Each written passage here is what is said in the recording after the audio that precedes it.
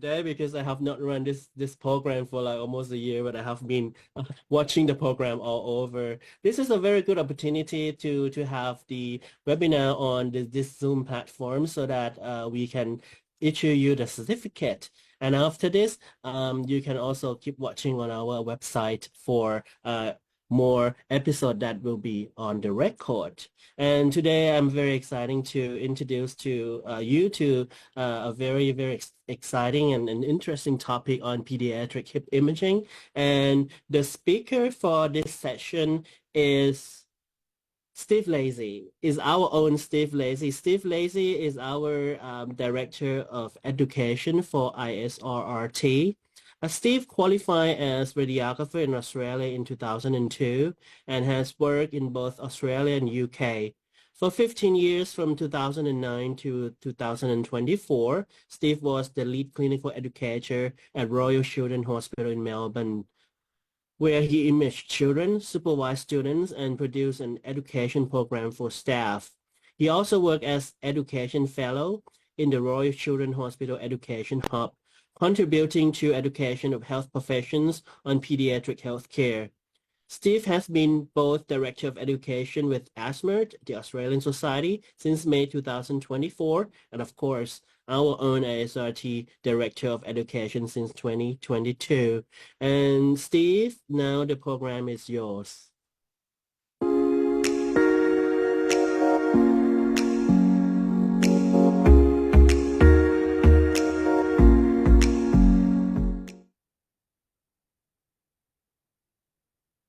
Hello, everyone, and thank you to the Isrrt for allowing me to present on this topic today. My name is Steve Lacy and I am the Director of Education with the Isrrt. I'm also the Director of Education with the Australian Society of Medical Imaging and Radiation Therapy, and I work clinically as a radiographer at the Royal Children's Hospital in Melbourne, Australia. Today I'm going to be talking about paediatric hips and how we image paediatric hips, and going through a few of the different pathologies that you might see as well. So this, of course, is a standard adult X-ray, and as you can see, this is a little bit different from what we would normally see in a child X-ray. And if we have a look at a child X-ray, you can see that there's a lot of subtle differences throughout the pelvis itself and throughout the hips. And so we're going to go through what some of those differences actually are. So our first difference, of course, that we can see are the femoral heads. You see the femoral heads here, just ossified femoral heads, femoral epiphyses, we might call them, and they of course aren't fused to the rest of the pelvis just yet, but they will ossify and fuse over time. We also have the ischiopubic syndesmosis, which does fuse, but not until about the teenage years. And as far as an X-ray appearance is concerned, these will be open until about 5 to 6 years from what we can see on an X-ray, but they won't fully fuse until teenage years, but you won't recognize that after about 5 or 6 years. We also have the triradiate cartilage. So the triradiate cartilage is the connection, I guess, between the pubic bone, the ischium, and the ilium. And this fuses at around the age of 13 to 16 years. And we also have the pubic symphysis, which you can see here looks quite wide, and that's very normal for a patient of this age on the X-ray.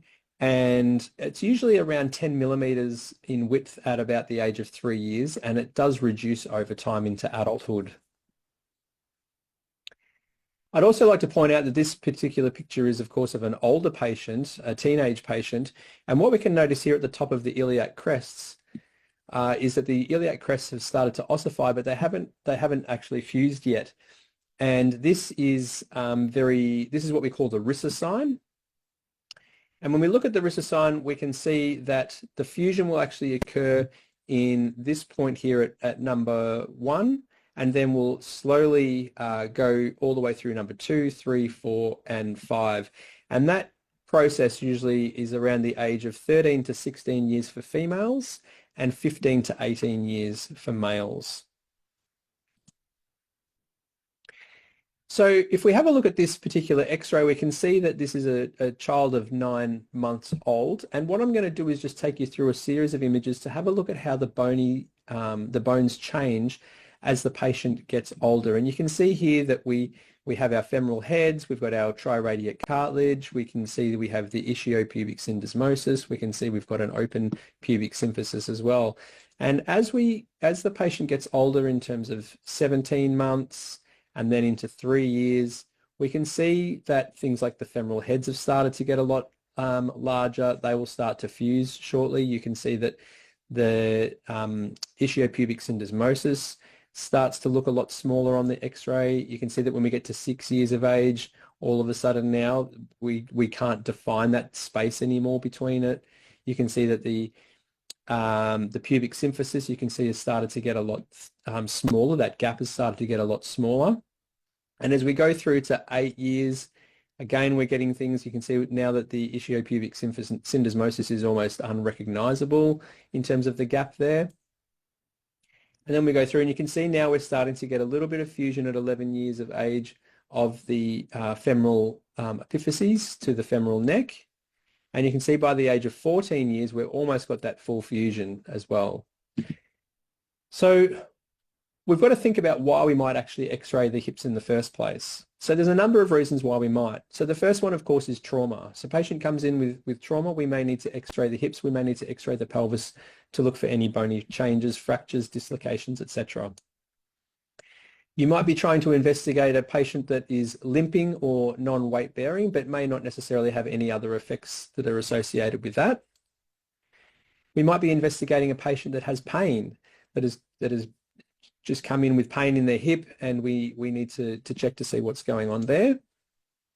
We also have patients that are following up from previous disease processes or dislocations, trauma, things like that, or patients that have had post-op patients who require post-op imaging in order to see what we see any changes or see the way that the bones are healing. We may be looking for specific disease that might be causing things like pain or limp or weight bearing. And of course, probably the most common one in children is the developmental dysplasia of the hip. So we're going to talk about that in more detail now. So developmental dysplasia of the hip is, of course, where the femoral head and the acetabulum haven't quite formed properly, and so we don't get that regular ball and socket joint looking thing. We then start to get a dislocation. We get dislocation of the hip joint as a result.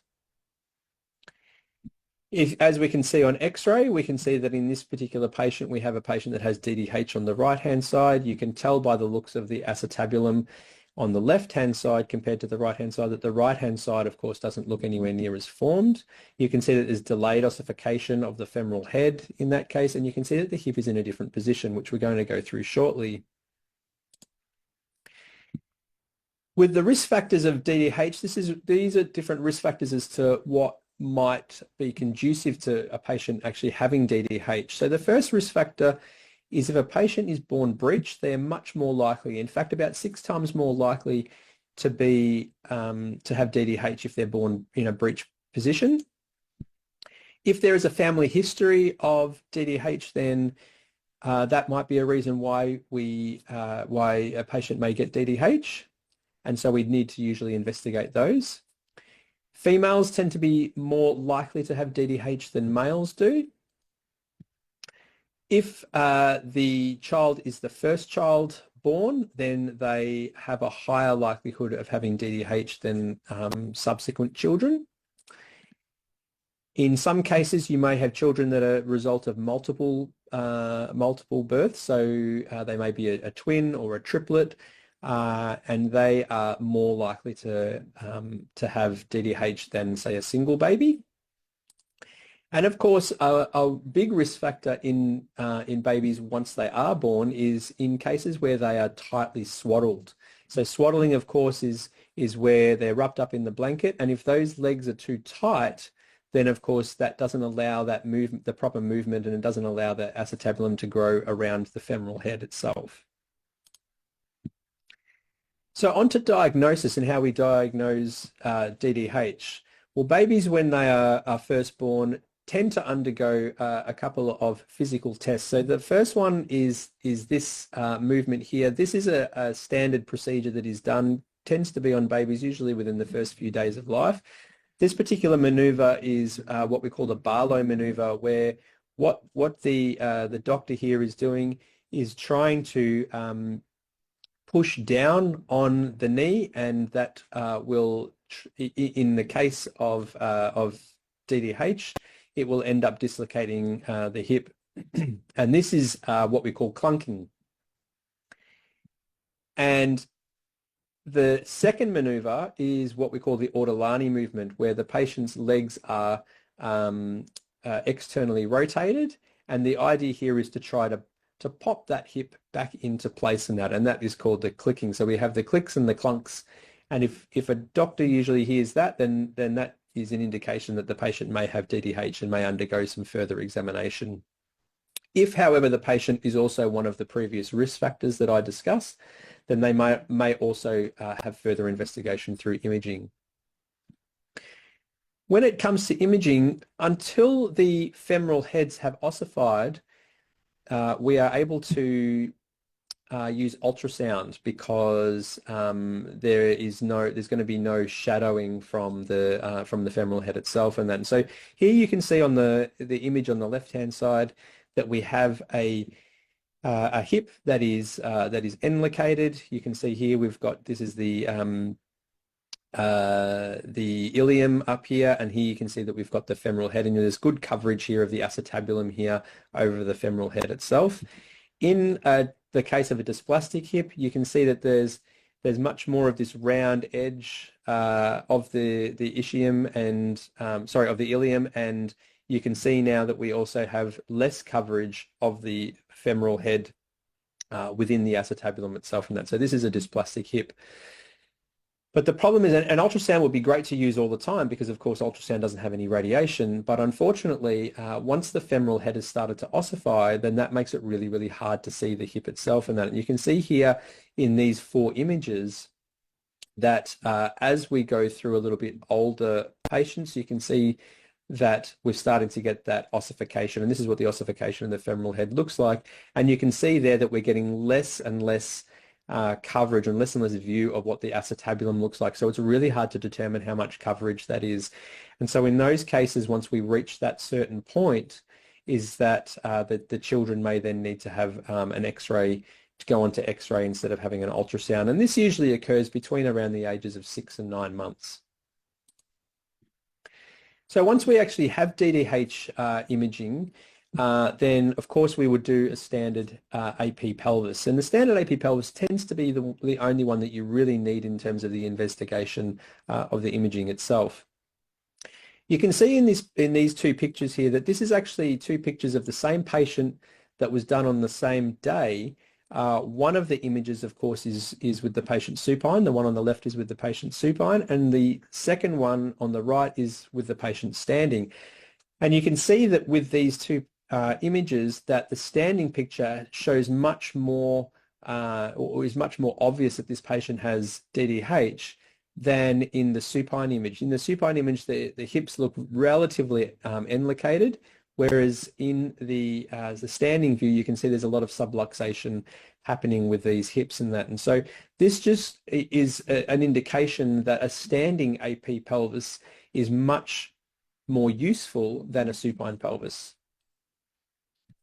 So in terms of positioning, if we've got a patient that's going to be standing, in terms of positioning, what we're really after are the following points. So the first one is that we want the legs shoulder width apart. So rather than the legs being close together, we want them to be shoulder width apart. So there should be a level of some distance in between each leg. And I'll show you the reason why that is shortly. We also want to make sure that the knees are forward. Unlike adults where we would normally turn the feet in the case of pediatrics, we like to look just at the knees and making sure that the knees are forward, and that way we know that we've got a good solid AP hip going on there as well. And this, of course, is what our resultant image would be. So you can see in the image on the left-hand side here, we have a patient whose legs were shoulder width apart, and you can see that we get a good look at what the hips actually look like.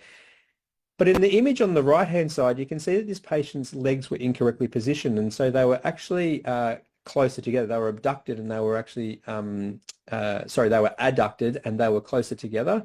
And so what that means is that it actually looks, in this case, like there's what we call pseudo-subluxation, where you can see that the hip looks like it's subluxing, when in some cases that may not necessarily be the case.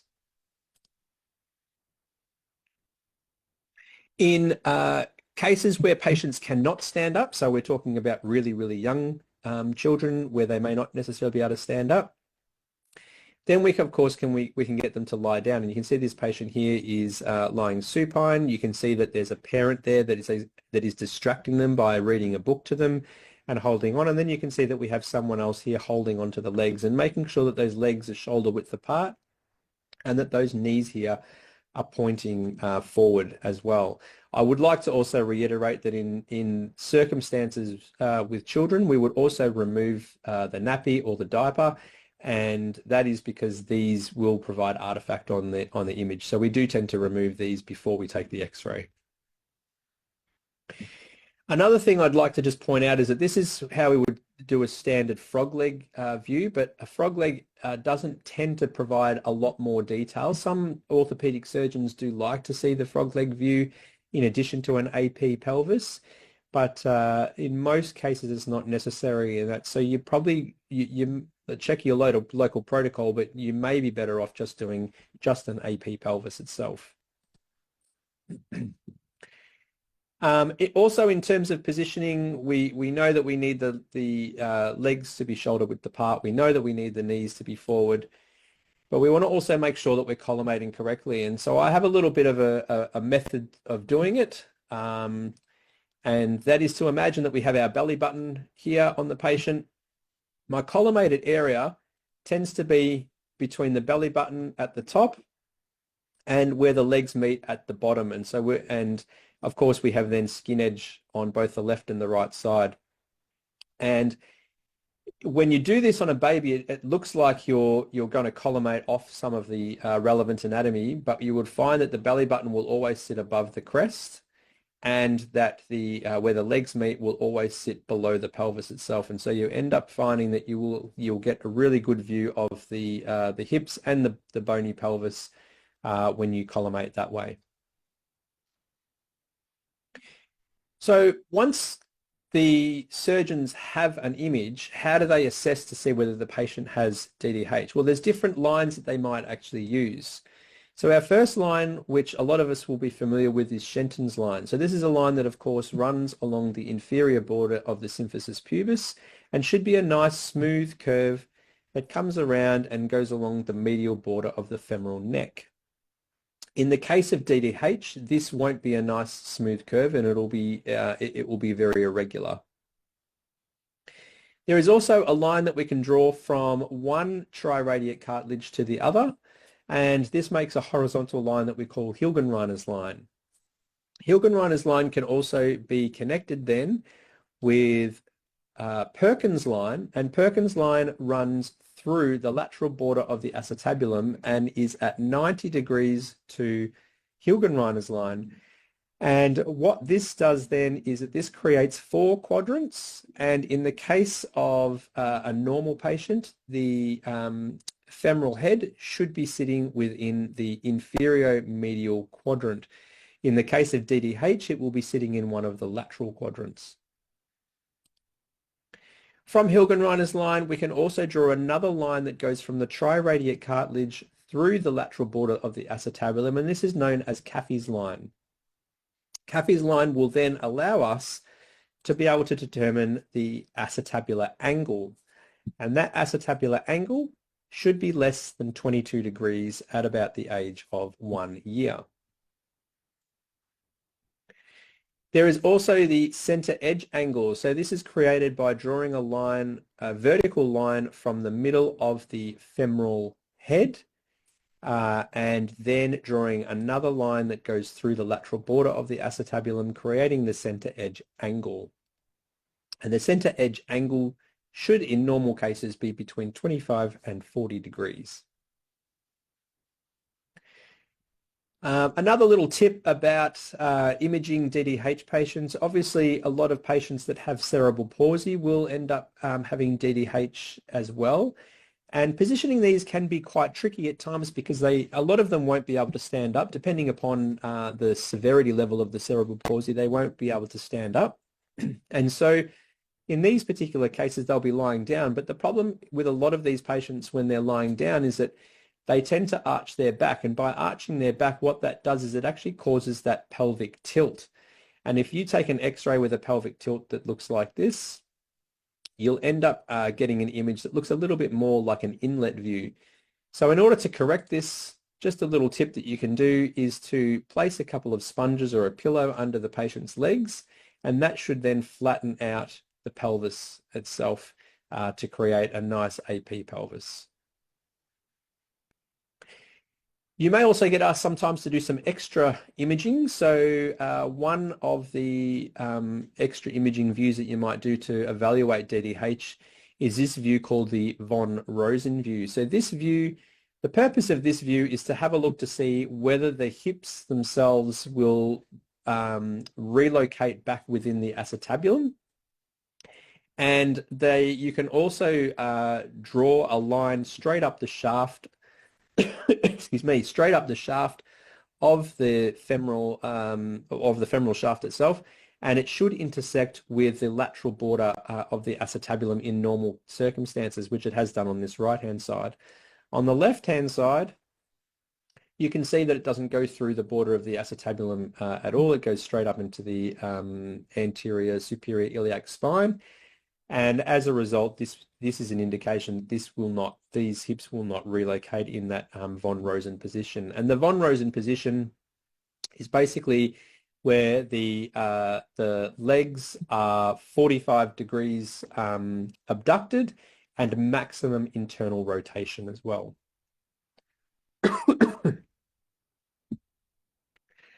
Another view that you may get asked to do is what we call the false profile view. So this is a bit of a tricky view. You can see the image on the right-hand side that indicates how we would take that false profile view. But let me just take you through first what they're looking for. So this is the resultant image of a false profile view on the left-hand side. And you can see that what we're looking for here is another center edge angle. This is the anterior center edge angle.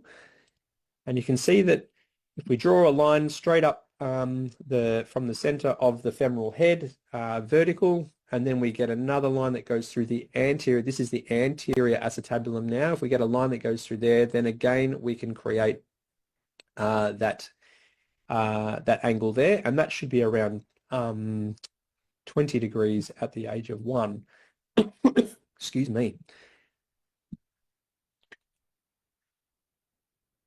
You can see that in terms of positioning, if we imagine that the top here is where our image receptor is going to be, then you can see that we have our the affected foot. So in this case, it's the right-hand side. We can get the affected foot that's going to be perpendicular with your image receptor.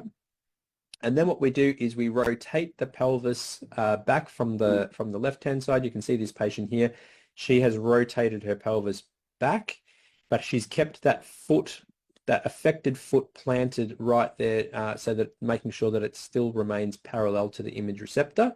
And then as she rotates that back, that essentially just gets that hip out of the way.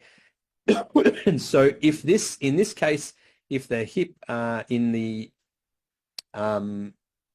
this particular image here, if we could see the other hip, if we had opened our collimators, the other hip would basically be about here. The other femoral head would be about here. So that just evaluates how much room you need. You probably need about another femoral head's worth of distance in between the two of them there to make sure that you actually have that right amount of rotation.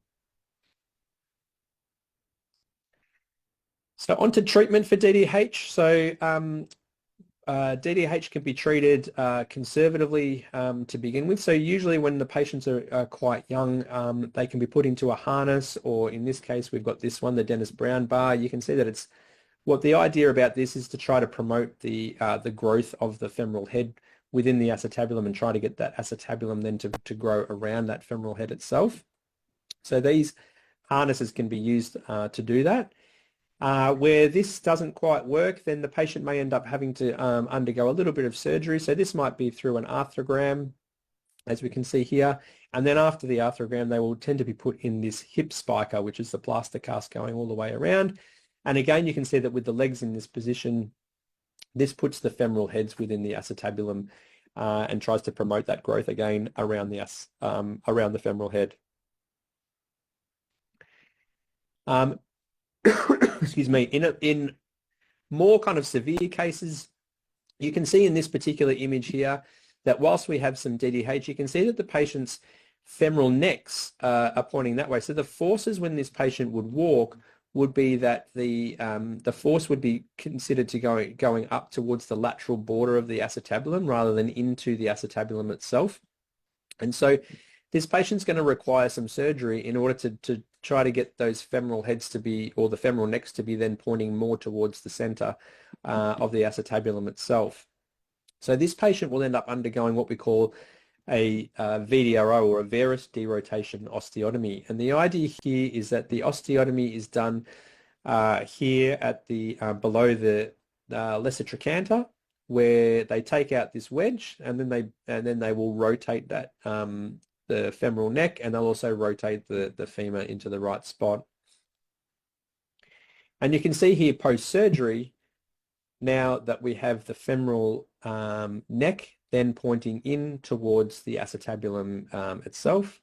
And you can also see that we've these plates. These plates actually have they're custom made, and so they will be at a specific angle that will allow the femoral necks to be pointing in the right direction.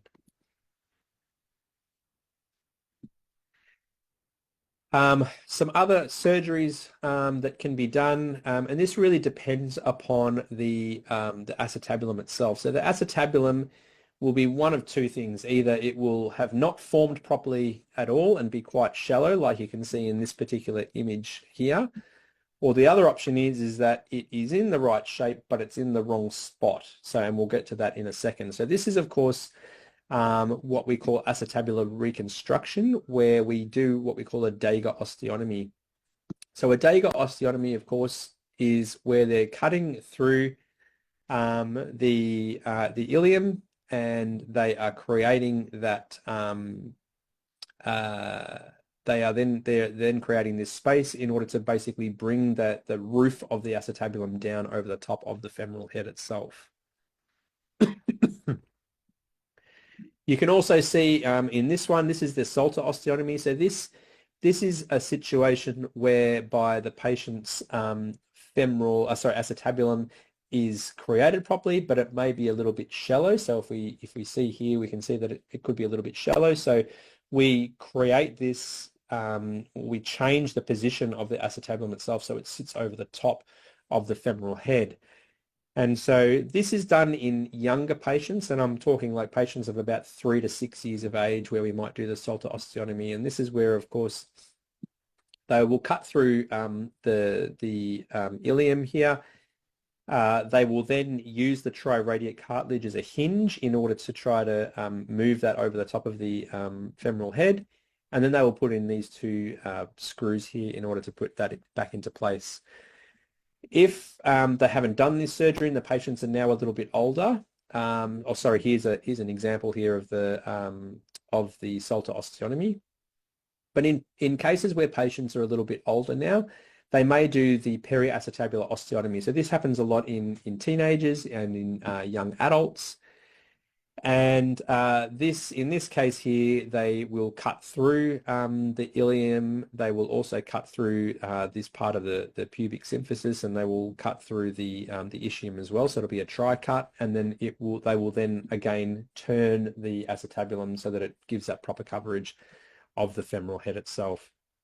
And here you can see an example of a patient post-op for a PAO.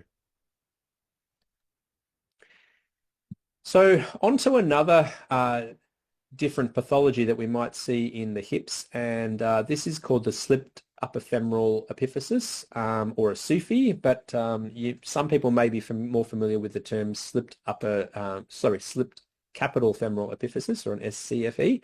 But in Australia, we use the term SUFI, so I'm going to be talking about it as a SUFI. And so this condition is where we have a weakened upper femoral epiphysis, and it happens a lot during accelerated growth. So as the patients are growing really, really fast, then we have a lot of forces that are going on with the patient as they're moving back and forth across. Obviously, their legs are doing their regular thing. The patients are growing really, really quickly, and so the forces are quite large. And the joints of where the femoral epiphysis joins up with the femoral neck may not necessarily be keeping up with that growth. So in that case, what happens then is we end up getting a slippage, and I'll show you an image of that now. And that is, of course, where you can see on the left-hand side of this patient, you can see that we have a bit of a slip there, as that femoral epiphysis then will slip off the top of the femoral neck. And another, when we take an AP X-ray like that, we can also use a line that we call Klein's line. So Klein's line runs along the lateral border of the femoral neck and should intersect in normal circumstances with the femoral head, but in the case of a SUFI, it will not intersect with the femoral epiphysis, and so that will indicate that there's a slippage. So there's some risk factors for a SUFI. Obviously, patients in accelerated growth, patients who are obese will, of course, have more forces going on in there, and so that will be more conducive to having that happen.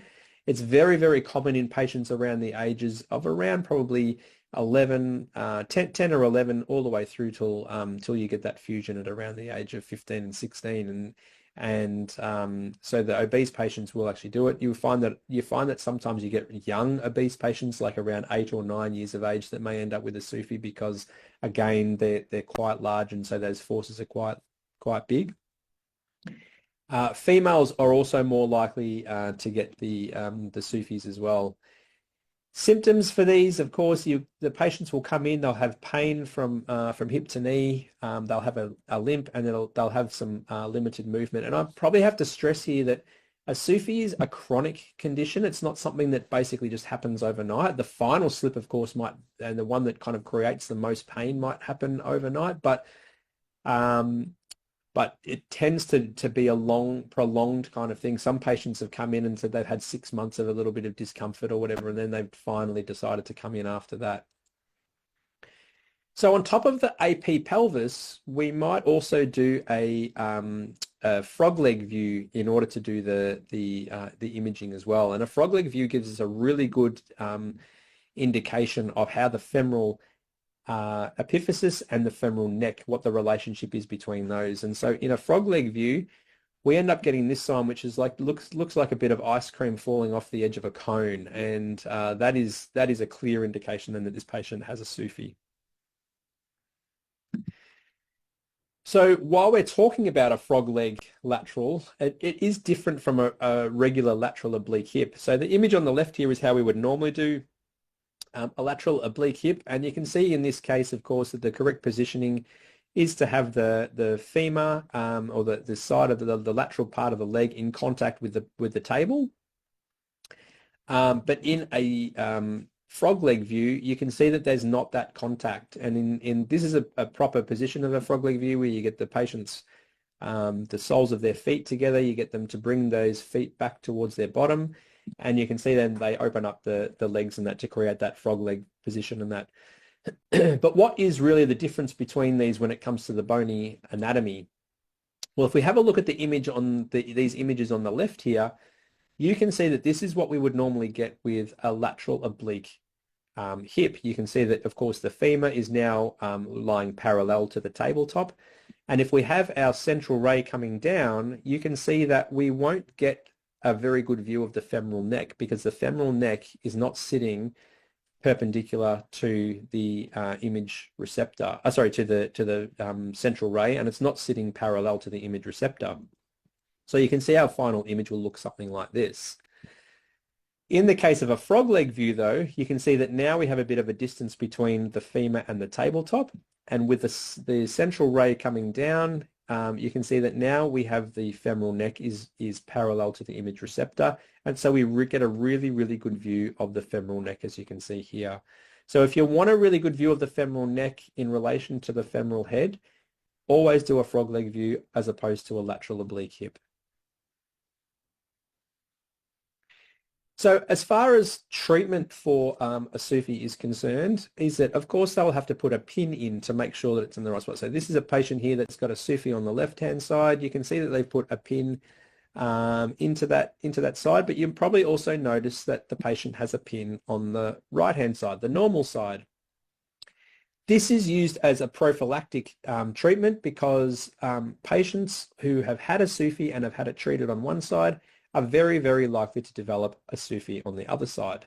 But that's not always the case. It really, really depends. So these reasons that you can see here are the reasons as to why that might be. And I'll just go through each of them. So young patients, of course, will get prophylactic pinning, most likely because they have more time for another SUFI to develop on the other side. So they will get that prophylactic pinning.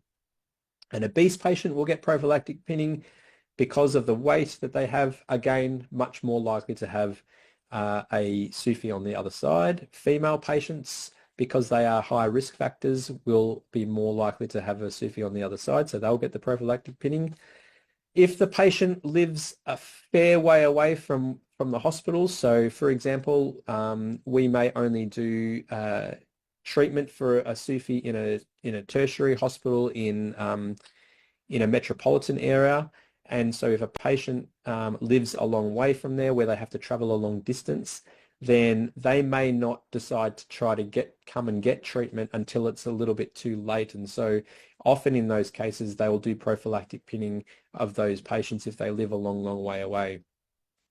And the final one is what we call your what. And this was told to me by an orthopedic surgeon once, where he said that when they used to try to explain to parents as to why they might need to pin a normal side, after they explained it, if the parents at the end just went, "You what?" then the orthopedic surgeons thought, well, they may not necessarily understand why the patient may need to come in again if they do happen to have a SUFI on the other side. So let's just pin it anyway. So a little bit of a funny one, but but it certainly was a method that they were using. Onto another pathology, and this one is called Perthes disease, also known as leg-calf-Perthes disease. So what is Perthes disease? So this is a lack of blood supply disruption, so a bit of causing of avascular necrosis to the femoral head itself. And over time, the femoral head will collapse if it doesn't get enough blood supply. And it does have a relatively idiopathic cause, but the age for these tend to be at around the age of 4 to 10 years. The symptoms you can see with the hip to knee pain, pain worse on activity and limping tend to be very, very similar to what a SUFI would be like. But you can see that the age is going to be a big difference. So if a patient comes into the emergency department at the age of, say, 5 years of age, and they have that hip to knee pain, they're more likely to have Perthes than they are to have a SUFI. So it really depends upon the age itself. So in Perthes disease, what does it actually look like? Well, here is a femoral head and neck and the femoral shaft, and you can see that as we get less blood supply to the femoral head, then we end up getting little kind of holes that end up forming. And this is basically the body reabsorbing the dead tissue and replacing it with really, really soft bone. And if we take an X-ray of a patient in this stage of the Perthes disease, then we end up getting what we call the Swiss cheese appearance, because of course you can see all of the little holes in there. And as you can see from the pelvis X-ray itself, this is what the Swiss cheese appearance looks like. But the problem is that as we get more and more of those holes in there, then that part of the bone gets softer and softer. And as the patient's weight comes down onto it, that femoral head will end up collapsing. And when it collapses like that, We call this the mushroom appearance because that's how it would look on an X-ray. And you can see here that we have a patient that has very significant Perthes disease that will, of course, cause that appearance itself. So how do we treat Perthes disease? Well, we treat it by a lot of physiotherapy treatment. They'll have physio exercises and physical therapy that they have to do in order to treat it. That's a more conservative approach.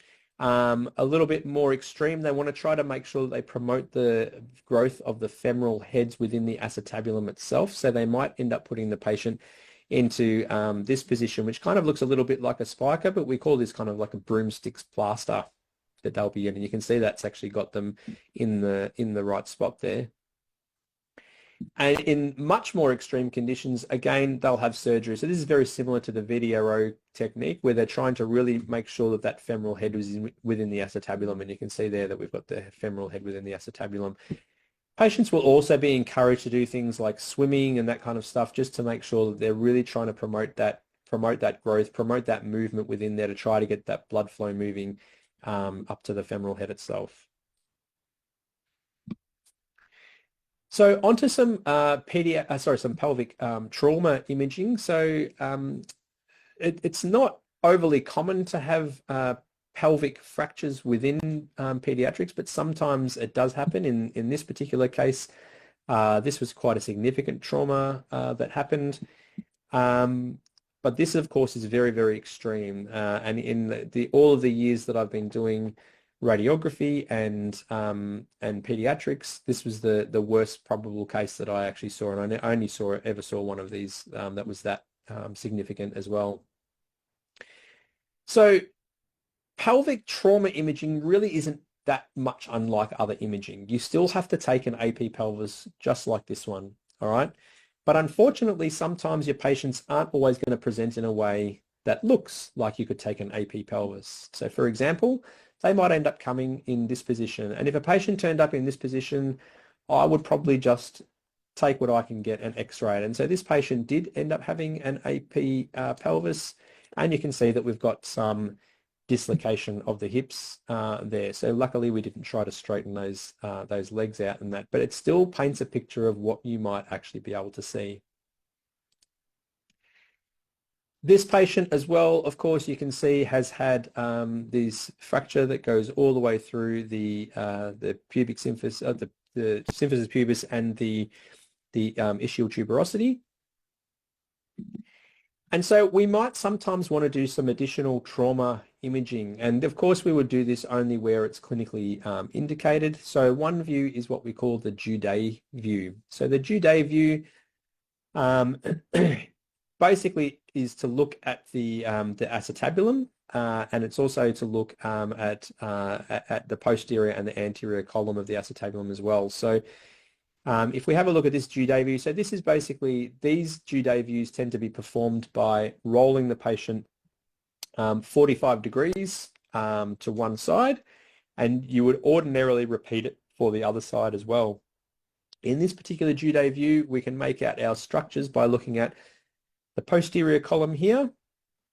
We can also see that we have the anterior wall of the acetabulum there. And on the opposing side, you can see we have the anterior column, and we also have the posterior wall of the acetabulum. So it's a really good way to try to get both views if you ever get asked to do the Judet views. So that way you get a good assessment of the anterior and posterior columns and the anterior and posterior walls of the acetabulum on both sides at the same time. A lot of the time you might find that where it is clinically indicated, where you've got patients that have fractures, that they may end up having a CT, and often a CT may supersede having to do an image such as this as well. These views are also really good if you're looking at, sometimes if you're looking at iliac crest avulsion fractures as well, sometimes they will appear quite well on a view like this because you get a really good view of the iliac crest, or the iliac wing, I should say. You may also get asked to do this view, the inlet view, which really shows the ring of the pelvis quite well. and will also indicate if there's any fractures within the ring of the pelvis too. And the inlet view, of course, is with the patient lying supine and where you angle your tube caudally, so down towards the feet. If they're female, about 35 to 45 degrees, and if they're male, 25 to 35 degrees. One of the last things I just want to talk about is about gonad shielding, because there is obviously discussion about gonad shielding. I do understand that in various parts of the world gonad shielding is used, and in other parts it is not. Gonad shielding, of course, can cause more problems than they can solve. So you can see in these 4 cases here that gonad shielding is inappropriately used. You can see in this particular image here that you have a gonad shield that covers the femoral head, covers the acetabulum on one side. You can see in this particular image here that the shield isn't really shielding any of the gonads at all. You can see in this particular image here that the shielding is probably too small. You can see in this one here that the shielding is upside down, and it's also covering areas of the acetabulum and areas of the pelvis that we might need to see. So in all of these cases it's relevant, and in all of these cases you would probably have to repeat your imaging as well, which is of course going to be increasing the dose to the patient. So in 2019, the American Association of Physicists in Medicine, the AAPM, they basically put out a position statement on the use of patient gonad and fetal shielding, saying that it was unnecessary. And this caused quite a chain reaction, I guess, around the world, where different countries then started putting out their own position statements. So Isrrt in Australia, of course, put out their position statement on gonad shielding. The ACPSEM, which is the Physicists Association in Australia, endorsed the AAPM gonad shielding position statement. The Canadian Association of Radiologists put out their position statement saying that we should be discontinuing the use of gonadal and fetal shielding for patients.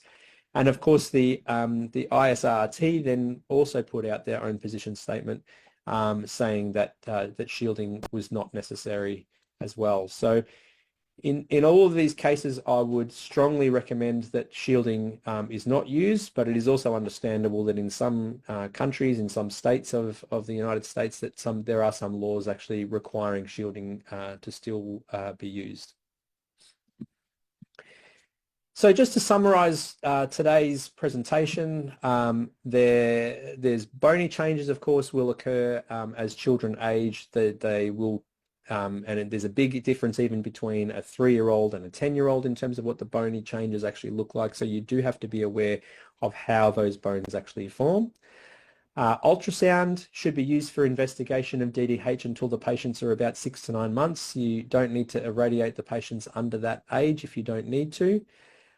If you do have to do an x-ray after that 6 to 9 month period, then if you can do a standing x-ray, if you can reliably get a standing x-ray of the AP pelvis, please do so because it will give you a much better indication of DDH than a supine would. The AP pelvis, if you're doing one, you should have the legs shoulder width apart and making sure that the knees are forward. The frog leg view is really, really good for evaluation of the femoral neck, but doesn't have a lot of use when it comes to DDH itself. You shouldn't have to worry about gonad shielding at all when you're x-raying the pelvis, and like I said, it will probably cause more problems than it will solve. And lastly, one thing that I haven't mentioned at all is that you don't really need to use grids or a bucky technique when you're x-raying the pelvis if the patients are under 15 kilograms. And that's because the amount of scatter that you're going to get from a patient that young it's not going to affect the image quality enough that you would actually require a grid. So you don't really need to use that grid at all. So once again, I'd like to thank the Isrrt for allowing me to speak on this particular topic today. I hope you've really enjoyed this presentation, and thank you very much for attending.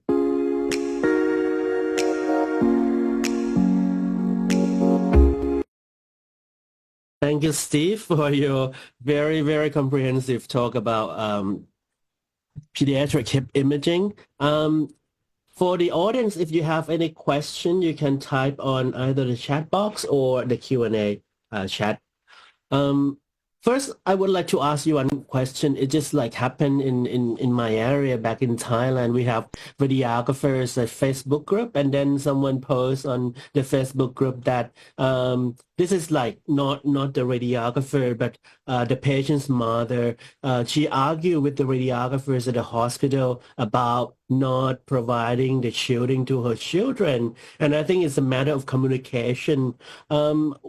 From your experience in Australia, how would you deal with this situation when the mother or the parents of the children try to ask you to do the shielding and you try to tell them that that is not advised now? Yeah, that is a tough one. We do get that quite a lot in Australia, where we do get parents that ask about whether they should be putting the shielding on their children.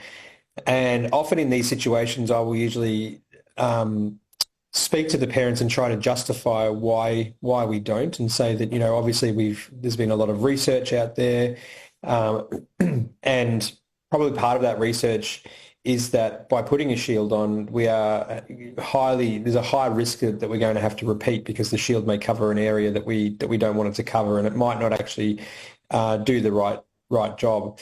I'd also like to probably note that I know that Stuart Whitley talks a little bit in an ethics discussion about the use of shielding, and how he kind of contributes that to a story of a radiographer that provided shielding because the parent insisted on the shielding and managed to cover one hip. And so the radiographer then repeated the image and then put the shield on the other hip, over the top of the other hip, and then had to repeat a third time without any shielding at all. So I think what parents don't necessarily understand is that there's a greater risk of having to increase the radiation to the patient than there is of not shielding at all. Yeah, I think like among our community, we need to have a discussion. How can we communicate with the patients on this? I got a couple questions from the audience. The first one, no name, but the question is, what should be the routine views of pediatric with hip pain, non-trauma? It's going to be pelvis AP and frog leg, or pelvis AP and hip lateral? Yeah, look, this probably depends on what it is that they're looking for. So they need to be a bit more specific about what they're after and what the differential diagnosis might be. In a lot of cases, an AP hip, particularly for things like DDH, an AP hip tends to be the most sufficient image to do. But in the case of a lateral, often the reasons that they might be investigating pain would be for something like Perthes disease or a SUFI. So I would recommend that a frog leg view would probably have more, you'd get more information from a frog leg view than you would from a lateral oblique hip. All right. The next one, this is from Cameroon, and in daily practice here in Cameroon, we have many cases of osteonecrosis of the femoral head in children. How to differentiate it from DDH? Well, the appearance of osteonecrosis will be different from what a standard DDH looks like, and that's based upon the shape of the acetabulum itself. But in those particular cases, I would highly recommend using a frog leg view, because you'll get a very good view of the upper femoral epiphysis. Okay, that's good. Let's check if any more question.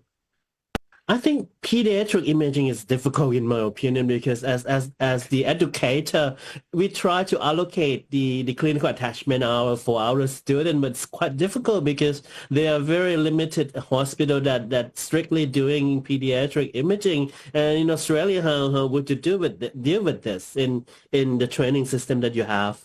I think this is a systemic problem that occurs almost on a global scale, to be honest. And I think that we probably do need to do a lot more from an education perspective about how to image children, not necessarily just the positioning of them, but how to communicate with children and understand more about how to involve children in the studies, how to get them to cooperate, and things like that. So We probably have a role, I think, as Isrrt to provide that education for them. So that might be something that we should work on over the next 1 or 2 years.